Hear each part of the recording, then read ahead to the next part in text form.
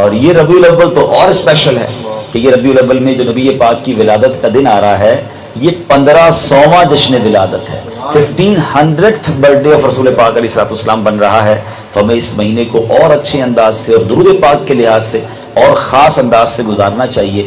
میں تو کوشش کرتا ہوں، سب سے عرض کرتا ہوں، آج جرمنی اسٹوٹگارٹ والوں سے بھی عرض کر دیتا ہوں کہ ہو سکے تو ربیع الاول میں 12 ربیع الاول تک کم از کم روزانہ 1500 بار درود پاک پڑھیں۔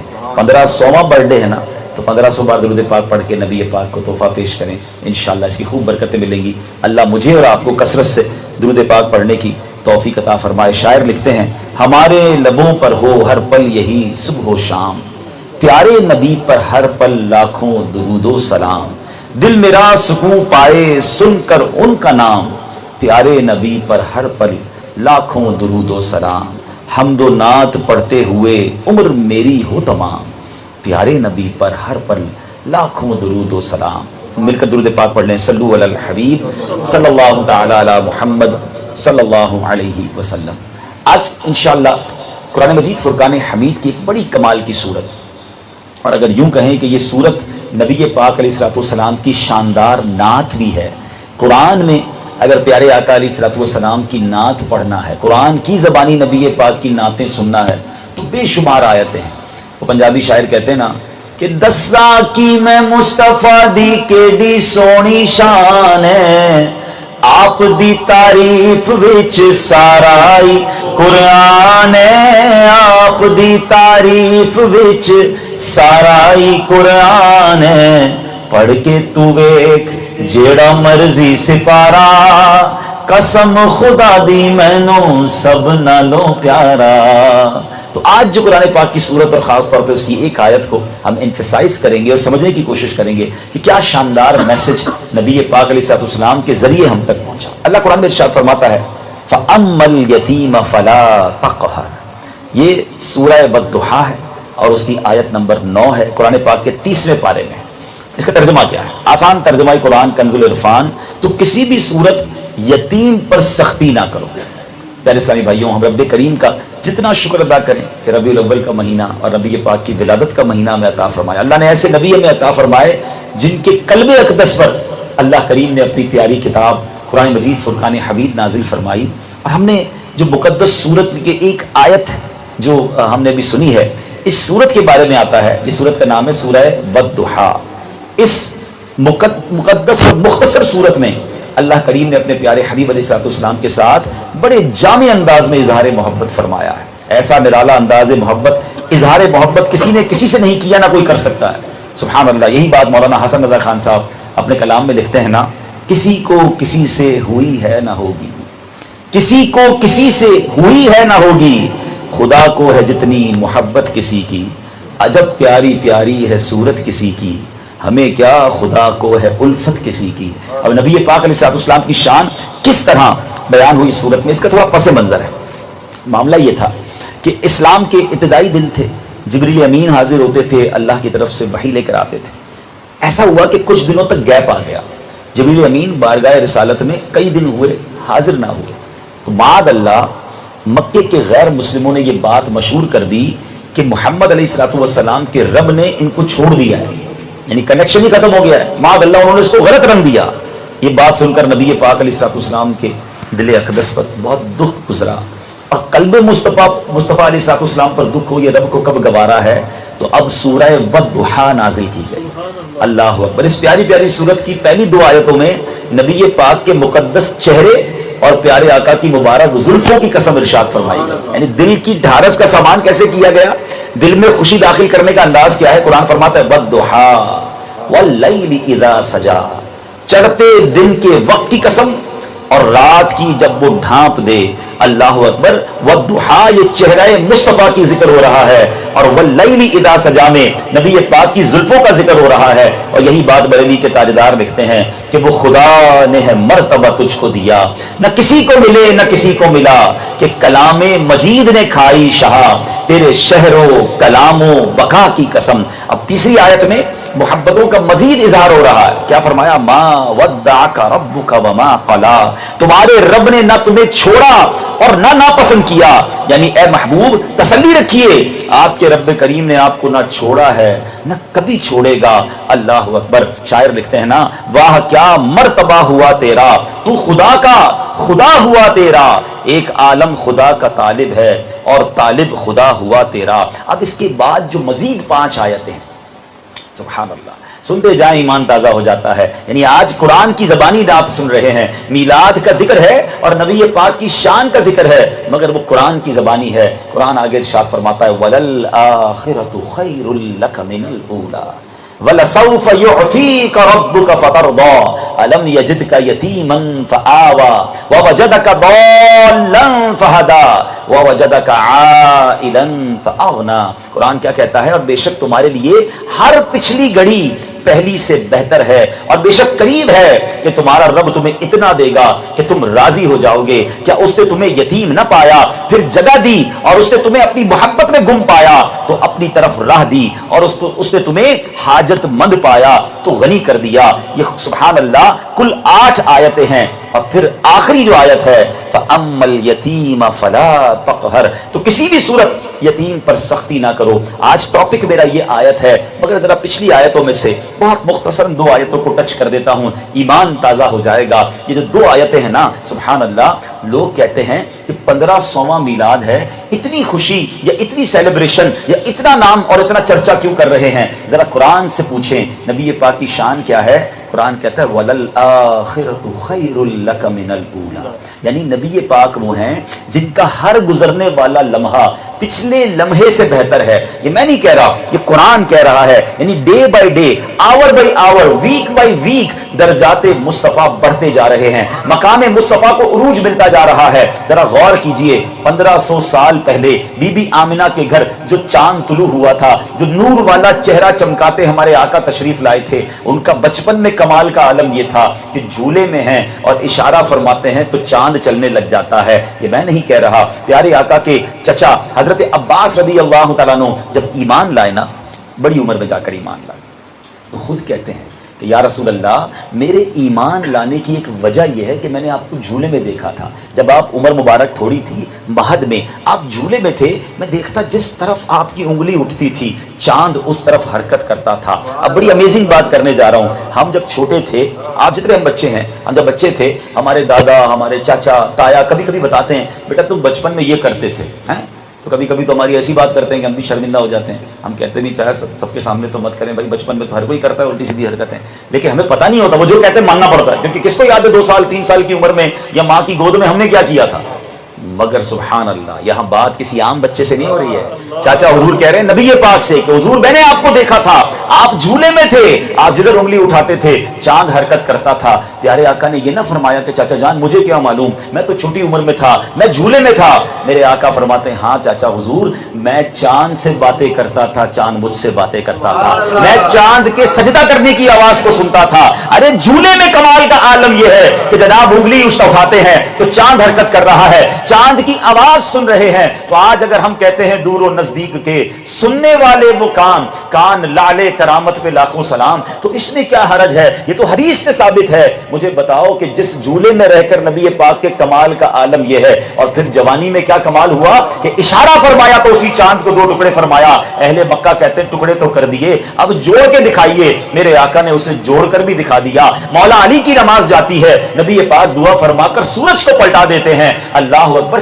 کس معجزے کی بات کروں تو جس نبی علیہ السلام کے معجزات کا عالم 1450 سال پہلے یہ تھا. بتاؤ قرآن تو کہتا ہے وَلَلْآخِرَةُ خَيْرٌ لَكَ مِنَ الْأُولَىٰ. اے محبوب ہر گزرنے والا لمحہ آپ کے کمالات بڑھ رہے ہیں، آپ کی جناب عروج بڑھ رہا ہے. تو آج 1500 سال کمپلیٹ ہونے کے بعد میرے آقا کے مقام کا عالم کیا ہوگا، ان کی شان کا عالم کیا ہوگا. تو ہمیں جہاں نبی پاک کی ولادت کی خوشی ہے، وہاں مقام مصطفیٰ کے عروج کی بھی خوشی ہے. اور غلام کے لیے لیے اس سے بڑی سعادت کیا ہے کہ میرے آقا کے کمالات میں آپ کے مقام میں جتنا عروج ہوتا جائے گا ہمیں یہ تسلی ہے کہ میرے آقا جتنے بھی بڑے کمال پر پہنچے امت کو انہوں نے بھولنا نہیں ہے, امت کی شفاعت انہوں نے کرنی ہے. اور اگلی آیت اسی طرف اشارہ کر رہی ہے وَلَسَوْفَ يُعْطِيكَ رَبُّكَ فَتَرْضَىٰ. اللہ اکبر. علماء کہتے ہیں قرآن کی سب سے زیادہ تسلی دینے والی آیت یہ ہے, اور یہ کیوں ہے کہ نبی پاک علیہ الصلوۃ والسلام نے جب یہ آیت نازل ہوئی نا کہ وَلَسَوْفَ يُعْطِيكَ رَبُّكَ فَتَرْضَىٰ, اے محبوب کریم ہم تمہیں اتنا عطا فرمائیں گے کہ آپ راضی ہو جائیں گے. سنو میرے آقا نے یہ نہ فرمایا کہ اللہ مجھے بڑا جنت میں محل دے گا تو میں راضی ہوں گا, اے اللہ میرے بچوں کی اتنی ساری جناب پراپرٹیز ہو جائیں یا میرے خاندان والوں کو اتنا عروج ملے تو میں راضی ہوں گا. ہم امتیوں سے کتنا پیار ہے. آقا فرماتے ہیں میں اس وقت تک راضی نہ ہوں گا جب تک اپنے ایک ایک امتی کو جنت میں نہ داخل کروں. وَلَسَوْفَ يُعْطِيكَ رَبُّكَ فَتَرْضَىٰ. ارے رب اپنے حبیب کو کہہ رہا ہے. آج مجھے اور آپ کو کوئی بلینک چیک دے دے کہ بھر لو جتنا بھرنا ہے تو ہم تو اپنی فکر کریں گے نا, مگر گویا یہ بلینک چیک نبی پاک کو دیا گیا کہ محبوب رب اتنا راضی کرے گا کہ تمہیں اتنا عطا کرے گا کہ تم راضی ہو جاؤ گے. سرکار علیہ الصلوۃ والسلام نے اس خوبصورت آفر پر بھی یاد کسے رکھا؟ ہم غلاموں کو یاد رکھا. جبھی تو اعلیٰ حضرت لکھتے ہیں نا جو نہ بھولا ہم غریبوں کو رضا, یاد اس کی اپنی عادت کیجئے. ارے میرے آقا علیہ السلام تو ہر موقع پر ہمیں یاد رکھتے ہیں, کیا ہم امتی انہیں یاد رکھتے ہیں؟ کاش کاروبار کرتے وقت, فیملی ایونٹ کرتے وقت, دوستوں کے ساتھ کہیں جاتے آتے وقت ہم اپنے زندگی کے معمولات میں یہ خیال رکھیں کہ جو میں کر رہا ہوں کہیں نبی پاک کو ناراض تو نہیں کر دے گا, کہیں ان کے دین کو نقصان تو نہیں پہنچائے گا, کہیں اسلام کے امیج کو ڈسٹرب تو نہیں کرے گا. ایک امتی ہونے کی حیثیت سے اتنا تو مجھے خیال ہونا چاہیے کہ میرے آقا نے ہر گھڑی ہمیں یاد رکھا ہے. ارے ہم بھی تو انہیں یاد رکھیں. ہم کیوں بھول جاتے ہیں ہم مسلمان ہیں, ہم کیوں بھول جاتے ہیں ہم آخری نبی کے امتی ہیں. اور میرے ایچ اینڈ ایوری اسٹیپ کو بالخصوص اب اگر بیرون ملک میں ہیں, ہم یورپ کی سرزمین پر ہیں جہاں آس پڑوس میں غیر مسلم رہتے ہیں, وہ یہ دیکھتے ہیں کہ مسلمان کا اخلاق کیسا ہے, مسلمان کا کردار کیسا ہے. سچی بات تو یہ ہے کہ اس ربیع الاول کے مہینے میں پیارے آقا کے 1500 سالہ میلاد کی خوشی میں میں ایک نیت کر لوں کہ میں ایک ایسا پریکٹیکل مسلمان بن جاؤں, ایک ایسا باعمل مسلمان بنوں کہ مجھے دیکھ کر لوگ کہیں کہ امتی ایسا ہے تو آقا کیسے ہوں, امتی کا عمل ایسا ہے تو ان کے پروفٹ علیہ الصلوۃ والسلام کیسے ہوں گے. بلکہ سچی بات یہ ہے کہ ہم دنیا کو بتائیں. اگر کوئی کہے نا آپ کی اسمائل بڑی اچھی ہے, آپ کے اخلاق بڑے اچھے ہیں, you are very caring person, آپ بڑے کمال کے شہری ہیں, آپ جناب لوگوں کا خیال رکھتے ہیں, آپ ہیومینٹیرین کام بھی کرتے ہیں, تو ہم جواب دیں کہ ہاں یہ سب میں نے سیکھا ہے ہمارے لاسٹ پروفٹ علیہ الصلوۃ والسلام کی سیرت سے, تاکہ اسلام کا پراپر امیج جائے. بہرحال اب یہ تو کچھ باتیں ہو گئی. میں نے کہا نا یہ سورت ہی قرآن پاک کی نبی پاک کی نعت ہے, پڑھتے جائیں اور جھومتے جائیں. مگر جو میرا آج میسج ہے وہ یہ ہے کہ جو نبی پاک سے رب نے ارشاد فرمایا وہ آیت کیا ہے, فَأَمَّا الْيَتِيمَ فَلَا تَقْهَرْ. تو کسی بھی صورت یتیم پر سختی نہ کرو. یعنی یاد رہے کہ نبی پاک علیہ الصلوۃ والسلام کو اللہ کریم نے بے مثل و یکتا بنایا. ماں باپ کے ظاہری سہارے کے بغیر آپ کو اس بلند ترین مقام پر پہنچایا کہ لاکھ سہاروں والے بھی وہاں نہیں پہنچ سکتے. اے پیارے محبوب علیہ الصلوۃ والسلام آپ کا والی وارث اللہ پاک ہے.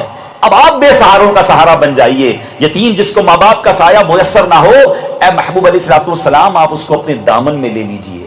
اب اسلام سے اگر پہلے کی تاریخ پڑھے نا تو یہ پتہ چلتا ہے کہ بڑی بڑی برائیاں تھیں. ان میں ایک بڑی برائی یہ بھی تھی کہ لوگ یتیموں کا مال کھا جاتے تھے, ان پر ظلم کے پہاڑ توڑے جاتے. جس کے والد دنیا میں نہیں ہوتے تھے یا والد کا انتقال ہو جاتا تھا, ان کو طرح طرح سے ستایا جاتا, بری نظروں سے دیکھا جاتا.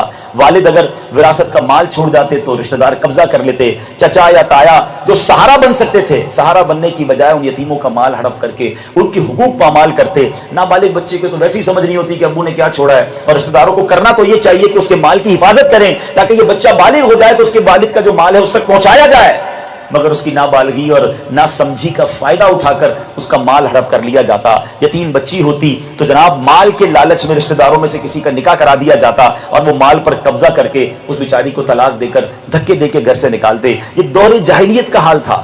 اب اللہ پاک کا فضل ہوا, یتیموں کے سہارا, غریبوں کے آقا مکی مدنی مصطفیٰ صلی اللہ تعالی علیہ وسلم دنیا میں تشریف لائے اور پھر گویا بے سہاروں کو سہارا مل گیا. وہ مشہور نعت کے اشعار ہے نا, وہ نبیوں میں رحمت لقب پانے والا, وہ نبیوں میں رحمت لقب پانے والا, مرادے غریبوں کی بر لانے والا, مصیبت میں غیروں کے کام آنے والا, وہ اپنے پرائے کا غم کھانے والا, فقیروں کا ملجا ضعیفوں کا ماوا, یتیموں کا والی غلاموں کا مولا, رہا ڈر نہ بیڑے کو موجے بلا کا, ادھر سے ادھر پھر گیا رخ ہوا کا.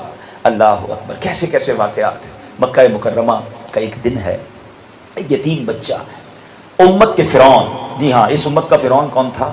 وہ ابو جہل تھا۔ اس امت کے فرعون نے اس یتیم کی پرورش کی ذمہ داری اپنے سر لی اور سارا مال اس بچے کو جو وراثت میں ملا تھا اس نے قبضہ کر لیا۔ اب چاہیے تو یہ تھا کہ ابو جہل یتیم بچے کی حفاظت کرتا اس کی، لیکن بدبخت غیر مسلم تھا، اس کے دل میں حرص و ہوس بھری ہوئی تھی، پرورش کرنے کی بجائے سارا مال اس نے ہڑپ کر لیا۔ ایک دن وہ یتیم بچہ آیا اور اس نے ابو جہل سے اپنا مال مانگا۔ ابو جہل نے، بدبخت نے، اس یتیم بچے کو دھکے دے کر گھر سے نکال دیا۔ قریش کے سرداروں نے اس یتیم سے کہا کہ اگر تمہیں اپنا مال چاہیے، اپنا حق چاہیے تو مسلمانوں کے نبی صلی اللہ علیہ وسلم کے پاس چلے جاؤ۔ وہ یتیم پیارے آقا علیہ السلام کی بارگاہ میں آیا۔ اچھا قریش کے سرداروں نے یہ بات مذاق کے طور پہ کہی تھی کہ وہ تو کچھ نہیں کر سکیں گے معاذ اللہ، ابو جہل کا کیا بگاڑیں گے؟ خود بھی نبی پاک علیہ السلام کی جو اپیرنٹلی لائف تھی وہ تو غربت والی لائف تھی۔ یہ الگ بحث ہے کہ نبی پاک نے غربت اختیاری طور پہ آپ نے اختیار کی تھی، ورنہ آپ تو اللہ کے حبیب تھے، آپ اشارہ فرماتے دنیا کے خزانے آپ کے قدموں میں آ جاتے۔ بہرحال وہ یتیم بچہ نبی پاک علیہ السلام کے پاس آیا۔ اچھا اسے ان قریش کے کفار کو کیا پتا تھا کہ میرے آقا تو وہ ہیں جو اشارہ فرمائے تو چاند دو ٹکڑے ہو جاتا ہے، آپ دعا فرمائیں تو سبحان اللہ جو ہے وہ کیا سے کیا ہو جاتا ہے۔ تو خیر جب نبی پاک کی خدمت میں حاضر ہوا تو نبی پاک نے ذرا سی بھی دیر نہ لگائی، اس کو اپنے ساتھ لیا اور ابو جہل کے گھر کی طرف چل دیے۔ اب لوگ حیران ہیں کہ ابو جہل کا کر و فر، اس کا جاہ و جلال، اس کے سپاہی اور سرکار دو عالم علیہ السلام یتیم بچے کو ساتھ لے کر جا رہے ہیں۔ جیسے ہی نبی پاک علیہ السلام اس کے گھر میں داخل ہوئے تو نبی پاک کو دیکھ کر وہ کھڑا ہو گیا، روب طاری ہو گیا، مرحبا کہتا ہے، اور فوراً ہی یتیم کا مال نکال کر اس کے حوالے کر دیا۔ اب ابو جہل کے دوستوں نے کہا تمہیں کیا ہو گیا؟ یہ تو تمہارے دشمن ہیں، تم اسلام کا انکار کرتے ہو، ان کو نبی نہیں مانتے ہو، آج تو موقع تھا معاذ اللہ ان کی انسلٹ کرنے کا اور تم نے اٹھا کر ان کو مال دے دیا۔ ابو جہل کہتا ہے کہ میں نے ان کے ساتھ جب یہ مسلمانوں کے نبی علیہ السلام آئے ان کے ساتھ ایک غیبی نیزہ دیکھا تھا، مجھے ڈر لگا کہ اگر ان کی بات نہ مانی تو وہ نیزہ ہی مجھے پھاڑ ڈالے گا۔ اللہ اکبر، یہ نبی پاک کا معجزہ تھا کہ اس کے دل پر ایسا روب طاری ہو گیا۔ مگر پتہ کیا چلا؟ یتیموں کا مال کھانا یہ کس کا طریقہ ہے؟ یہ کفار کا طریقہ ہے۔ اور قرآن نبی پاک علیہ السلام کو کیا تعلیم ارشاد فرما رہا ہے؟ فَأَمَّا الْيَتِيمَ فَلَا تَقْهَرْ، تو کسی بھی صورت یتیم پر سختی نہ کرو۔ نبی پاک یتیموں پر کیسے مہربان۔ حضرت اقربہ جوہنی رضی اللہ عنہ صحابی رسول ہیں، ایک مرتبہ پیارے آقا علیہ السلام کی خدمت میں حاضر ہوئے، آپ کا ننھا شہزادہ بھی آپ کے ساتھ تھا۔ نبی پاک علیہ السلام بچوں سے بڑا پیار کرتے تھے، ایسی پیاری ادائیں کاش ہم اس سے سیکھیں کہ پیارے محبوب نے فرمایا اے اقربہ یہ تمہارے ساتھ کون ہے؟ تو والد صاحب نے کہا حضور یہ میرا بیٹا ابن بحیر ہے۔ یا رسول اللہ یہ میرا بیٹا ہے جس کا نام بحیر ہے۔ تو فرمایا ادنو، اے بیٹا میرے پاس آؤ۔ نبی پاک نے اپنی گود میں بٹھایا تو پوچھا بیٹا تمہارا نام کیا ہے؟ حالانکہ والد نے بتا دیا تھا مگر بچے سے اور پیار کا اظہار اور اس کو قریب کرنا ہے۔ تو بیٹا کہتا ہے کہ بحیر، یا رسول اللہ میرا نام بحیر ہے۔ تو پیارے آقا نے فرمایا ولا لیکن اسم کا بشیر، تمہارا نام بحیر نہیں ہے، آج سے بشیر ہے۔ کیونکہ بحیر کے معنی ہوتے ہیں ایک جگہ پانی جمع ہو جاتا ہے، تالاب۔ اب اس کا کوئی فائدہ نہیں ہے، اس نام کا کیا مطلب ہے؟ تالاب نام کے بچے کا کیا؟ ہم یہ بھی سیکھنا ہے اس حدیث سے، یہ بھی سیکھنا ہے کہ نام کا کوئی فائدہ ہونا چاہیے۔ عجیب عجیب نام لوگ رکھتے ہیں، ایک عجیب ریس چلی ہوئی آج، لوگ کہتے ہیں یار مولانا صاحب کو ایسا نام بتائیں پورے خاندان میں کسی کا نہ ہو، پورے محلے میں کسی کا نہ ہو، پورے گاؤں میں کسی کا نہ ہو، یونیک۔ بھائی یونیک کے چکر میں بغیر معنی کے نام رکھو گے جس کا کوئی معنی ہی نہیں ہے، جس کا کوئی فائدہ ہی نہیں ہے۔ حالانکہ حدیثوں میں آتا ہے جس بچے، حدیث پاک کا مضمون ہے کہ جس بچے کا نام محمد ہو یا احمد ہو، قیامت کے دن اس کی اور اس کے والد کی مغفرت کر دی جائے گی۔ نبی پاک کی نسبت سے اگر وہ نام رکھے تو ہمیں تو اچھے نام، نسبت والے نام رکھنے ہیں تاکہ گھر میں برکتیں آئیں۔ انگریزوں کے نام پر عجیب عجیب سٹوریوں سے کئی ڈرامے سے نام نکالا، بچے کا نام رکھ دیا، وہ مطلب کیا؟ مطلب ہم کو کچھ بھی نہیں پتا۔ اچھا پھر قرآن سے نام رکھنے کا بھی بڑا عجیب انداز ہے، قرآن کھولا اور جو لفظ سامنے آیا وہ نام رکھ دیا۔ وہی چٹکلا ہے نا کہ خاتون کیا بیٹی پیدا ہوئی تو نام کیا رکھا؟ انہوں نے قرآن شریف کھولا تو سورہ کوثر سامنے آئی، انا اعطیناک الکوثر، پہلی بیٹی کا نام کوثر، چلو یہ نام تو اچھا تھا۔ دوسری بیٹی پیدا ہوئی، پھر قرآن کھولا، وہی فصل لربک ونحر، دوسری بیٹی کا نام ونحر۔ تیسری بیٹی پیدا ہوئی، انا شانئک هو الابتر، تیسری بیٹی کا نام رکھ دیا ابتر۔ قرآن سے رکھا ہے۔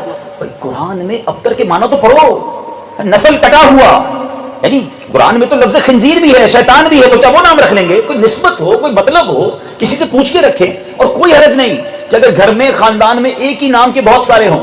امام غزالی کا آپ نے نام سنا ہوگا، کتنے مشہور صوفیاء کرام کے یوں سمجھیے کہ امام ہیں، نام کیا تھا ان کا؟ محمد، والد کا نام محمد، دادا کا نام محمد۔ جی امام غزالی کا نام کیا ہے؟ محمد بن محمد غزالی علیہ رحمۃ اللہ الوالد۔ ہم کہتے ہیں حضور پورے پنڈ میں کسی کا نام نہیں ہونا چاہیے، کوئی حرج نہیں ہے، اچھے نام رکھیں، برکت والے نام۔ نبی پاک نے نام ہی بدل دیا، فرمایا تمہارا نام بیٹا آج سے بشیر ہے۔ اچھا پھر ہوا کیا؟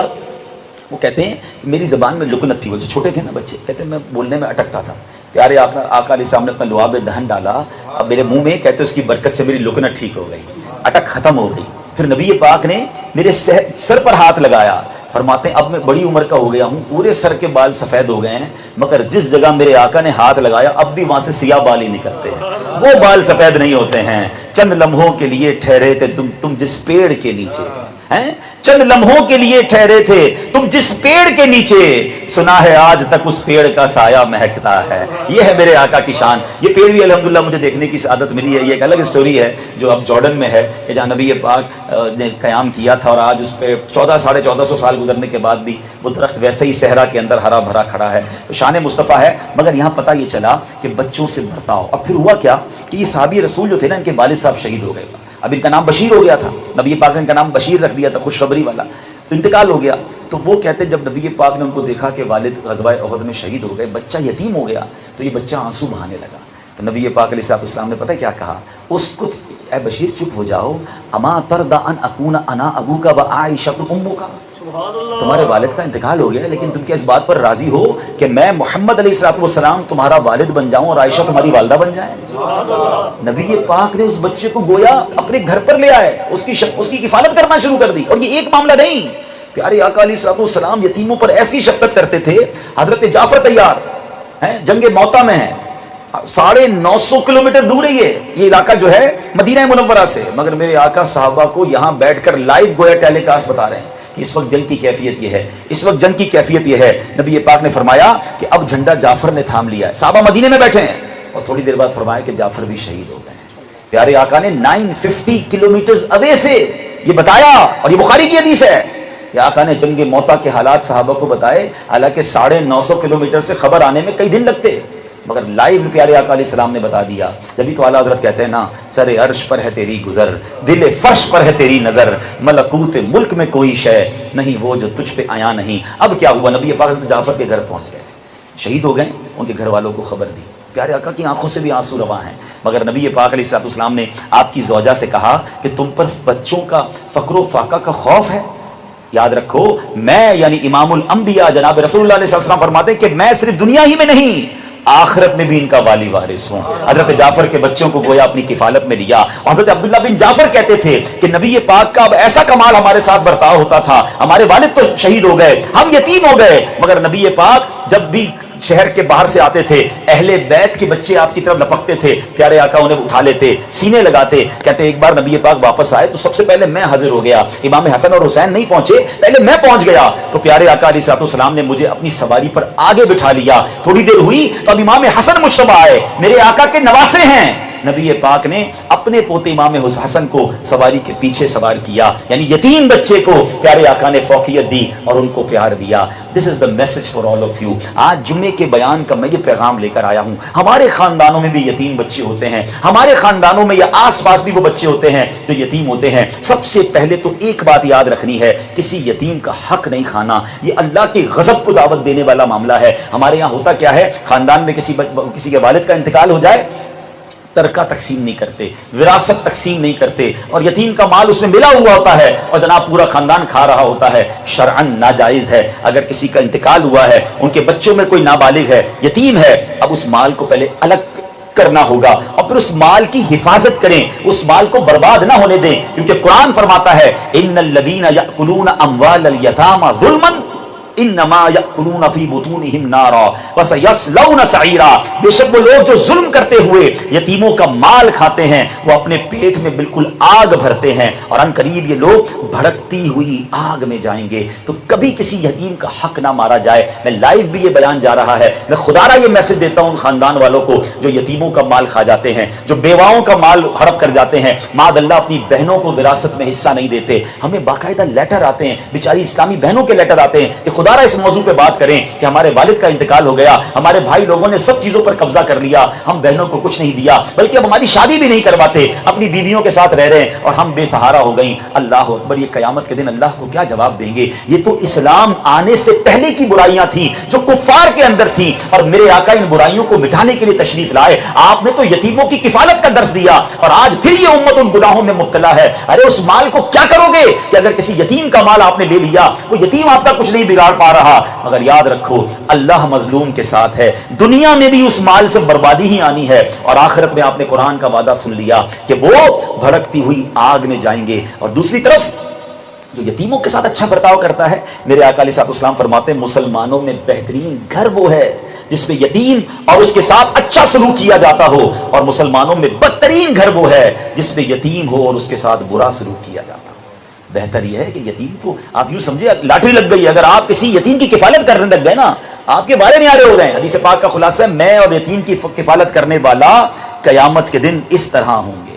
پیارے آقا نے دونوں انگلیاں ملا کر فرمایا، یعنی وہ جنت میں ساتھ لے جائیں گے میرے آقا اس کو، کہ جو یتیم کی دنیا میں کفالت کرے، یتیم کے ساتھ اچھا برتاؤ کرے، بلکہ یہاں تک کہ اگر آپ چاہتے ہیں نا کہ آپ کے دل میں نرمی پیدا ہو۔ ایک صحابی نے کہا حضور میرے دل میں سختی ہے، فرماتا چاہتا ہے تیرے دل میں نرمی ہو جائے تو یتیم پر رحم کیا کر، اس کے سر پر ہاتھ پھیرا کر اور اپنے کھانے میں اس کو کھلایا کر، ایسا کرنے سے تیرا دل بھی نرم ہوگا اور حاجتیں بھی پوری ہو جائیں گی۔ اللہ کرے کہ ہم یتیموں کے ساتھ اچھا برتاؤ کریں۔ یہ جو خاندانوں میں وراثت کا مال تقسیم نہیں کیا جاتا، یتیموں، بیواؤں، بہنوں کو وراثت کا حصہ نہیں دیا جاتا، خدارا یہ حرام ہے، یہ جہنم میں لے جانے والا کام ہے۔ پیارے آقا کی ولادت کا مہینہ ہے، اس بری عادت سے اب توبہ کر لیجئے، اور الحمدللہ ایسی پیاری باتیں دعوت اسلامی کے ماحول میں سکھائی جاتی ہیں۔ ہم یقیناً سیرت مصطفیٰ کو پڑھیں، یقیناً سنیں، مگر کچھ اپنے اندر بھی امپلیمنٹیشن کریں کہ اگر کوئی برائی ہمارے اندر آ رہی ہے، ہماری فیملی میں ہے، تو ہم اس کو دور کرنے والے بن جائیں۔ اور یہاں میں ایک گزارش کروں گا کہ اگر ممکن ہو تو کچھ نہ کچھ یتیموں کی کفالت اپنے ذمے لے لیں۔ اللہ نے مجھے مثال کے طور پہ اگر 3 بچے دیے ہیں اور اللہ نے وسعت بھی دی ہے تو 3 یتیم بھی کفالت کر لوں۔ اپنے گھر میں نہیں رکھ سکتا تو کسی یتیم کی ماہانہ کوئی مدد کر دوں۔ الحمدللہ یہ کام اب دعوت اسلامی کا شعبہ FGRF بھی کر رہا ہے، ہم یتیم خانے بھی پاکستان میں بنا رہے ہیں۔ اس نیکی میں بھی اگر آپ حصہ ملانا چاہتے ہیں تو آپ ہم سے بھی رابطہ کر سکتے ہیں، مگر پہلے میں گزارش یہ کروں گا کہ آپ اپنے رشتہ داروں میں یتیموں کو دیکھیں، اپنے خاندان میں یتیموں کو دیکھیں، ہر بندہ اپنی فیملی کا خیال کر لے تو اس طرح معاشرے میں بہتری آ جائے گی۔ اور یہ بہت بڑی نیکی ہے، اس کی تعلیم کا، اس کی تربیت کا، اس کے کھانے پینے کا، اس کی نشو و نما کا آپ انتظام کریں، کیا معلوم اس کی برکت سے اللہ ہمارے بچوں میں خوشیاں عطا فرمائے۔ اللہ مجھے بھی یہ نیکی کرنے کی توفیق عطا فرمائے، آپ کو بھی نصیب فرمائے، اور آج کے دن کی برکت نصیب فرمائے۔ آمین بجاہ النبی الامین صلی اللہ تعالی علیہ وسلم۔